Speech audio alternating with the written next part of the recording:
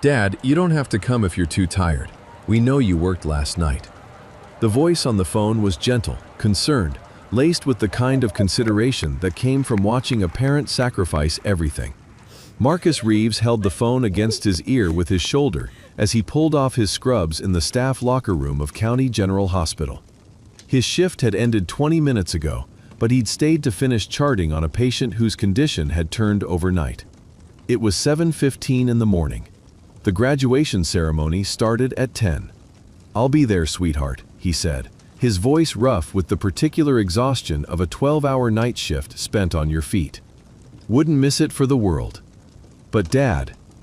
"Sophie, I'm coming. End of discussion." He softened his tone. "Where's your sister?" "Freaking out about her hair." There was a smile in Sophie's voice now. "You know Emma." He did know Emma. Just as he knew Sophie, he'd raised them alone since they were 6 years old, since the day a drunk driver had taken their mother and left him with 2 kindergartners and a grief so profound it had its own gravity. 16 years. 16 years of packed lunches and parent-teacher conferences and scraped knees and first heartbreaks. 16 years of working doubles and triples to afford a decent house in a decent neighborhood with decent schools. 16 years of being both mother and father, of learning to braid hair from YouTube videos at 2 a.m. and sitting through ballet recitals and volleyball games on 2 hours of sleep. And now they were graduating. Both of them. From nursing school. Following in footsteps he'd never intended to leave for anyone to follow.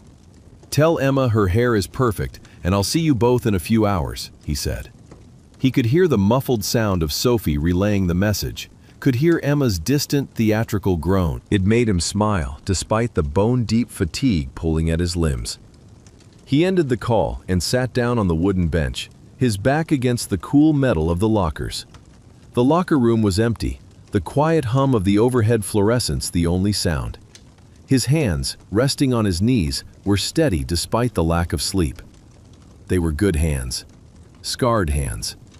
The knuckles were enlarged and misshapen from breaks that had healed without proper medical attention. The kind of breaks you got from hitting things that weren't designed to be hit. A thin, silvery burn scar traced its way from his left thumb to his wrist. A souvenir from a night in Ramadi when a burning Humvee and a trapped Marine had required immediate, creative intervention. He looked down at his forearms. The right one bore the mark he'd carried for 23 years, a mark he usually kept covered. It wasn't large, maybe 2 inches across, positioned on the inside of his forearm where a watch or long sleeves could hide it. But it was unmistakable to anyone who knew what they were looking at. The Navy SEAL Trident. The eagle, the anchor, the pistol, the trident. Gold ink, faded now to a muted amber by time and sun, but still crisp in its detail. Below it, in small, precise script, "The only easy day was yesterday." He hadn't thought about the tattoo in years. It was just part of his skin now, as familiar and unremarkable as a freckle. He pulled on a clean t-shirt from his locker, a faded gray thing that had seen better decades, and a pair of worn jeans. He looked like what he was, a tired single father who just finished a night shift.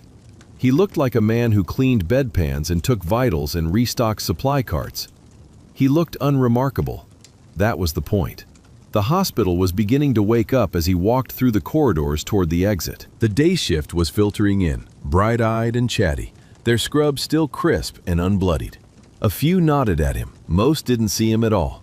Marcus Reeves was part of the furniture at County General, a fixture of the night shift, the guy who'd been there forever, the one who always picked up extra hours, the one who never caused problems and never asked for anything. He was reliable, he was competent, he was invisible. "Reeves, you're still here?" It was Dr. Jennifer Park, one of the ER attendings, a woman in her early 30s with sharp eyes and an even sharper tongue. She was good at her job, he'd give her that. But she had that particular brand of arrogance that came from never having been truly tested, never having held someone's intestines in place with duct tape and a prayer while mortars walked in closer. "Just leaving, doctor," he said, his voice quiet. "Long night?" "They're all long." He offered a small, tired smile. It was the smile he gave everyone, polite, unremarkable. A smile that invited no further conversation. She nodded absently, already looking at her phone, already moving on. He was dismissed. He walked out into the early morning light, the cool air a shock after the recycled warmth of the hospital. His truck was parked at the far end of the employee lot, a 15-year-old Ford with rust eating at the wheel wells and a passenger side mirror held on with zip ties. It started on the third try, coughing to life with a mechanical wheeze that suggested its days were numbered. He drove home through streets just beginning to fill with morning commuters, his window down, the wind pulling at his hair. He was 48 years old. He looked older. The gray at his temples had spread to the rest of his hair over the past few years, and the lines around his eyes had deepened into permanent fixtures. He was lean in the way of men who didn't eat enough and moved too much. His frame stripped down to tendon and bone, and the kind of wiry muscle that didn't come from a gym. His posture, even exhausted, was perfect. His shoulders were back. His spine was straight. His hands on the wheel were relaxed but ready, positioned at 10 and 2 with the unconscious precision of someone who'd driven in convoy through active war zones. At home, he showered, shaved, and put on the only dress shirt he owned, a light blue Oxford that he'd bought at Goodwill 3 years ago for a parent-teacher conference. It was slightly too big in the shoulders, but it was clean and pressed. He paired it with khakis that had seen better days and the black shoes he wore to funerals. He looked at himself in the mirror. He looked like a man trying. That would have to be enough. He arrived at the university auditorium at 9:45, 15 minutes before the ceremony was set to begin. The parking lot was a chaos of families unloading, of balloons and poster boards and tearful mothers and proud fathers in suits that fit properly. He found a spot in the back, far from the entrance, and walked toward the building with his hands in his pockets. The auditorium was grand in the way of old academic buildings, all marble floors and soaring ceilings, and an air of gravitas that made you want to whisper. Families were streaming in, dressed to the nines, clutching programs and flowers. He felt profoundly out of place. The seating was general admission, and most families had arrived early to claim the best spots. The first 10 rows were already packed. He moved quietly up the aisle, scanning for an empty seat, aware of the eyes that didn't quite land on him, the slight shift in posture as people unconsciously closed ranks, protecting their territory. He wasn't offended. He understood tribalism. He'd lived it. He found a seat in the back, 3 rows from the rear exit, on the aisle. It was a good seat, tactically speaking. Clear sightlines to the stage, easy egress if needed. Old habits. He sat down and folded his hands in his lap, his right forearm resting against his left thigh, the faded trident just visible beneath the cuff of his rolled sleeve. He'd forgotten to roll it down. It didn't matter. No one was looking at him. The lights dimmed. The ceremony began with the usual pomp. A brass quintet played the school's anthem. The dean of the nursing school, a severe-looking woman in academic regalia, took the podium and offered remarks about service and sacrifice and the nobility of the calling the graduates had chosen. Marcus listened with half his attention. The other half was scanning the rows of graduating students, looking for 2 familiar faces in the sea of dark blue caps and gowns. He found them in the 3rd row.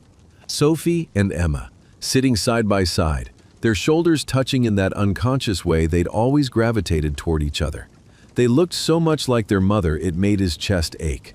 The same dark hair, the same sharp cheekbones, the same bright, intelligent eyes. They were whispering to each other, probably making fun of something, probably nervous. He felt a swell of pride so overwhelming it was almost painful. They'd done it, despite everything. Despite a childhood shadowed by loss, despite a father who was always working, always tired, always just barely holding it together, they'd done it. The dean finished her remarks and introduced the keynote speaker. "It is my great honor," she said, her voice echoing through the auditorium sound system, "to introduce Commander James Latimer, United States Navy, retired, and the current Chief Medical Officer of the VA hospital system for the Pacific Northwest." The applause was polite, scattered. Marcus looked up. A man was walking onto the stage, and Marcus's breath caught in his throat. He knew that walk. He knew the set of those shoulders. He knew that face. Older now, grayer, but unmistakable. Commander James Latimer. Call sign, Doc. Former Navy SEAL. Former Team 6 combat medic. Former everything. Marcus sank a little lower in his seat. His heart rate, which had been steady and slow despite the lack of sleep, kicked up a notch. This was not good. This was the opposite of good. He told himself it was fine. The auditorium was huge. Latimer was on stage, backlit and far away. There was no reason for their paths to cross. No reason for the past to intrude on this moment. He just needed to sit still and stay invisible. It was what he was good at. Latimer took the podium. He was in his early 50s now, his hair almost entirely silver, but he moved with the easy confidence of a man who was comfortable in his own skin. He wore his dress blues, the ribbons on his chest, a rainbow of commendations, the trident gleaming gold above them. He began to speak, his voice measured and warm, the voice of a man who'd learned to command through respect rather than fear. "Thank you for that introduction, Dean Wallace," he said, "and congratulations to the graduating class. You've chosen a path that will test you in ways you can't yet imagine. But I'm here to tell you that it's a path worth walking." He spoke about the nature of service, about the privilege of caring for others, about the weight of responsibility that came with holding someone's life in your hands.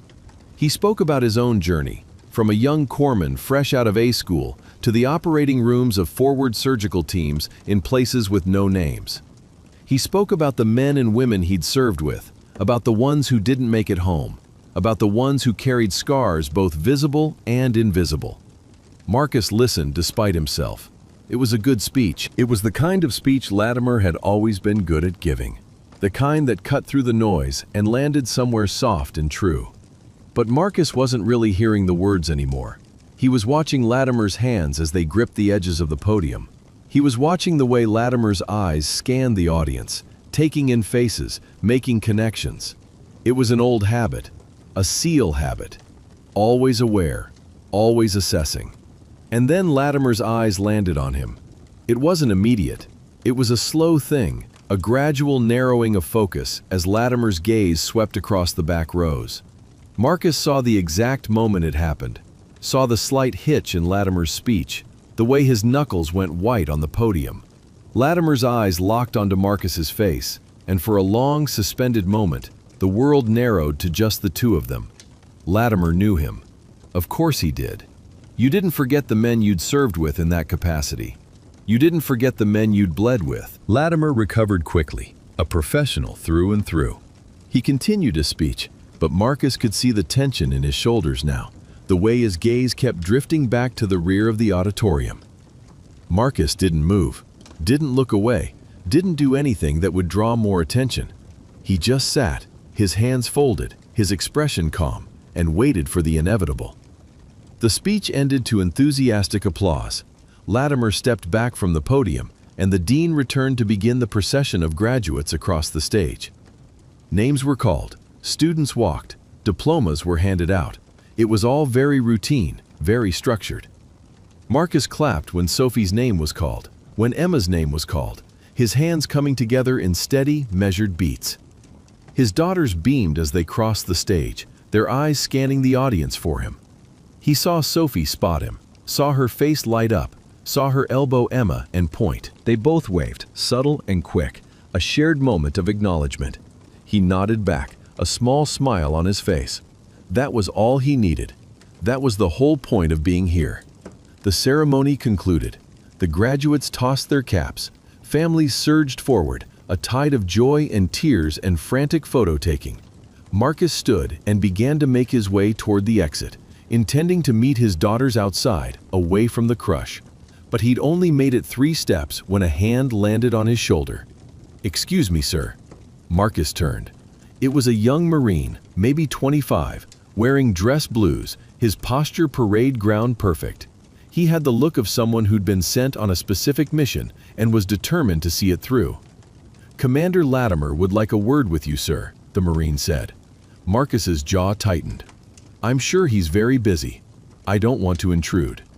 "He was quite insistent, sir." The Marine's tone was polite but firm. It wasn't a request. Marcus glanced toward the stage. Latimer was standing off to the side, still surrounded by well-wishers. but his eyes were on Marcus. He gave a small nod, an invitation, or maybe a summons. Marcus sighed. There was no getting out of this. Lead the way. The Marine guided him through the crowd, which parted with the unconscious deference people always gave to men in uniform. They reached the side of the stage, and Latimer stepped forward, his hand extended. His face was a complex map of emotions Marcus couldn't quite parse. "Marcus Reeves," Latimer said, his voice low, meant only for the two of them. Or should I say, Petty Officer First Class Reeves, or Ghost, depending on the context. Marcus took the offered hand. Latimer's grip was firm, the grip of a man who'd set broken bones and held sucking chest wounds closed. "Just Marcus these days, sir. It's good to see you." "Is it?" Latimer's eyes were searching, probing. "You disappeared, Marcus. After Kandahar. After everything. You just vanished. We tried to find you, tried to reach out. You went dark." "I had my reasons." Marcus's voice was quiet, steady. He was aware of the people around them, of the curious glances being thrown their way. "I had daughters to raise, a life to build. The teams, that wasn't my world anymore." Latimer's expression softened. "I heard about Rachel. I'm sorry. I should have reached out sooner. Should have." "You did reach out," Marcus interrupted gently. "I got your letters. I couldn't, sir. I couldn't go back. Not even in my head." Latimer nodded slowly. "I understand. But you're here now. And you're a nurse?" "I am." "Where?" "County General. Night shift. It's steady work." "You're wasted there." Latimer's voice was firm. "You were the best combat medic I ever served with. The things you did in the field, the saves you made. Marcus, you belong in a trauma center, in a teaching hospital, not pushing IVs on night shift." Marcus's smile was thin. "I belong where I need to be, which is with my daughters, and night shift works for that."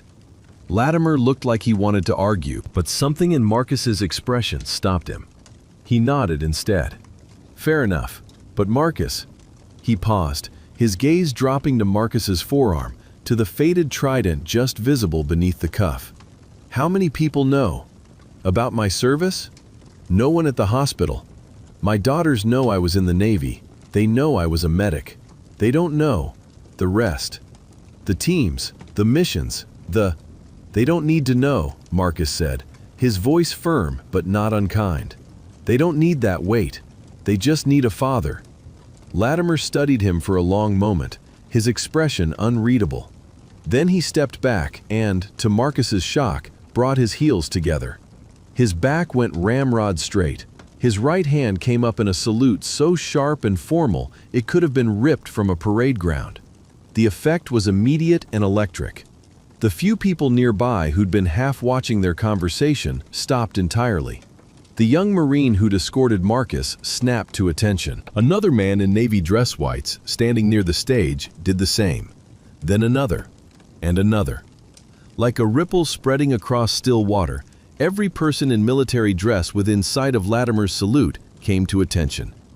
Marcus stood frozen, his hands at his sides, his face carefully neutral. But inside, something old and buried was clawing its way to the surface. The auditorium, which had been full of conversation and laughter, had gone eerily quiet. People were staring. Families, graduates, faculty. All eyes on the tall, gray-haired man in the worn shirt, standing at attention in front of a Navy commander, rendering the most formal, most respectful salute they'd ever seen. "What the hell is this?" someone whispered, loud enough to carry. Latimer didn't lower his hand. His voice, when he spoke, was pitched to carry across the auditorium, to reach every ear in the space. It was a commander's voice, a voice that demanded to be heard. "This man," Latimer said, his eyes never leaving Marcus's face, "is Petty Officer First Class Marcus Reeves, call sign, Ghost. He served with Naval Special Warfare Development Group, SEAL Team 6, for 11 years. He was the lead combat medic for his platoon. In that capacity, he participated in operations that are still classified. He saved more lives than I can count, mine included. Latimer's voice cracked slightly, a hairline fracture in his composure. In Kandahar, 2009, our convoy was hit by an IED. I was trapped in an overturned vehicle, bleeding out from a femoral artery wound. Fire was spreading. Everyone else was focused on securing the perimeter, on returning fire. Marcus crawled back into that burning wreck, under fire, and performed an emergency tourniquet application and arterial clamp with nothing but a pair of hemostats and a piece of paracord. He then dragged me out of that vehicle seconds before it exploded. He saved my life. The silence in the auditorium was absolute. You could have heard a pin drop. He holds the Navy Cross for actions in Helmand Province. He holds 2 silver stars, 3 bronze stars with Valor Device.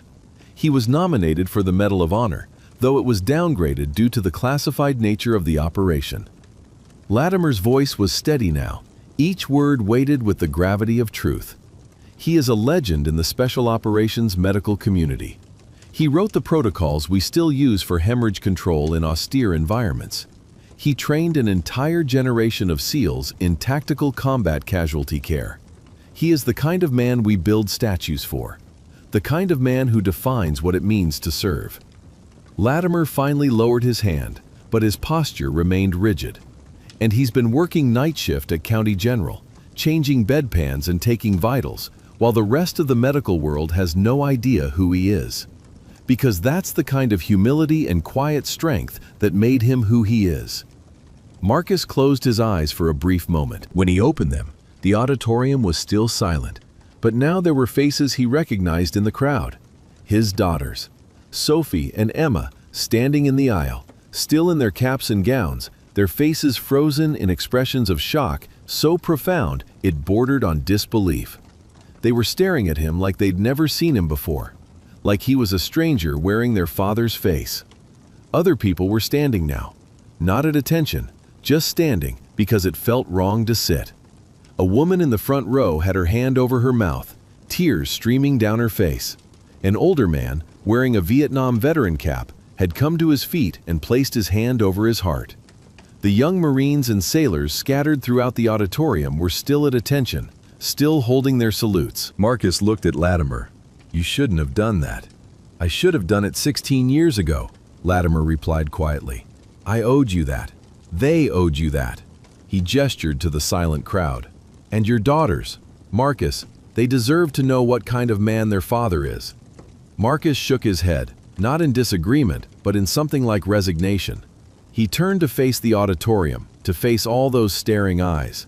He looked at his daughters. Sophie had tears running down her face. Emma looked like she might throw up or faint, or both. He walked toward them, his gait steady despite the exhaustion pulling at his limbs. The crowd parted for him without conscious thought, creating an aisle where none had been. He reached his daughters and stopped, his hands hanging loose at his sides. "Dad," Sophie whispered, her voice breaking. "Is it true?" "Which part?" His voice was gentle. "All of it." Emma's voice was steadier, but her eyes were glassy. "The Navy Cross? The silver stars? Saving people. You never said." "I never needed to say." Marcus reached out and placed a hand on each of their shoulders. "What I did was my job. What I am now is your father. That's all that matters." "But Dad," Sophie's voice cracked entirely. "You're a hero." "No." Marcus's voice was firm. "I'm a man who did his job and came home. The heroes are the ones who didn't. I'm just..." He paused, searching for the right words. "I'm just glad I got to be here for you. That's the only mission that ever mattered to me." Emma threw her arms around him, nearly knocking him off balance. Sophie followed a heartbeat later, and Marcus stood in the center of the auditorium, his arms around his daughters, while a crowd of strangers watched a family knit itself back together with truths that had been buried too long. Behind him, Latimer stood at ease, his hands clasped behind his back, a small, satisfied smile on his face. Around the auditorium, people were sitting back down, whispering to each other, the spell of the moment breaking into 1,000 small conversations. But the Marines and sailors remained at attention, their salutes unwavering, until Latimer finally turned and gave them a sharp nod. Only then did they lower their hands. Marcus pulled back from his daughters, his hands still on their shoulders. "We should go. I'm sure you have friends waiting to celebrate." "Dad." Sophie's voice was thick with tears and laughter and something that might have been awe. "We're celebrating with you. Just you. We need you to tell us. Everything. Please." Marcus looked from one face to the other, saw the pleading in their eyes, saw the hunger for a truth he'd kept locked away for so long. He was so tired. Bone tired. Soul tired. But they were his daughters. They were his mission. They always had been. "Okay," he said quietly. "Okay, I'll tell you." They walked out together, Sophie and Emma flanking him, their arms linked through his. Behind them, the auditorium slowly emptied, families returning to their lives, to their celebrations. But the young Marines and sailors lingered, watching the man in the worn shirt walk away, their eyes tracking him with the kind of reverence usually reserved for statues and monuments and names carved into black stone. In the parking lot, as Marcus unlocked his ancient truck, Latimer caught up with them. He had a card in his hand, which he pressed into Marcus's palm. "That's my direct line," Latimer said. "The VA medical system needs someone like you. We're building a new trauma fellowship program. We need someone who can teach not just the medicine, but the mindset, the kind of calm under fire that can't be taught from a textbook." Marcus looked down at the card. "I'll think about it." "Do more than think. Call me. Your daughters are grown now, Marcus. You've done your job as a father. It's okay to think about what comes next." Latimer's voice softened. "It's okay to stop punishing yourself." Marcus's jaw tightened. "I'm not." "You are." Latimer's eyes were kind but unyielding. "Rachel wouldn't have wanted this. You know she wouldn't." Marcus said nothing. Latimer gave him a final nod, then turned and walked back toward the building. Marcus stood by his truck, the card in his hand, his daughters watching him with eyes that saw too much. "Who's Rachel?" Emma asked softly. Marcus looked at her, at both of them, and for the first time in 16 years, he let himself think about his wife, about the woman who'd loved him despite the nightmares, despite the scars, despite the long deployments and the silences he couldn't explain, about the woman who'd believed he could be more than a weapon, about the woman who'd given him these two beautiful girls and then left him to raise them alone. "Your mother," he said quietly. "And yeah, she wouldn't have wanted this. She'd want me to—" He paused, the words sticking in his throat. "She'd want me to live, not just survive." Sophie reached out and took the card from his hand. She looked at it, then at him. "Then maybe it's time to start living, Dad." Marcus got into his truck. His daughters climbed in beside him, Emma in the middle, Sophie by the window. They didn't speak on the drive home. They didn't need to. Some truths didn't require words. Some truths just required presence. And Marcus had learned long ago that the most important battles weren't fought with weapons. They were fought with the decision to show up, day after day, for the people who needed you, even if it meant finally letting them see who you really were.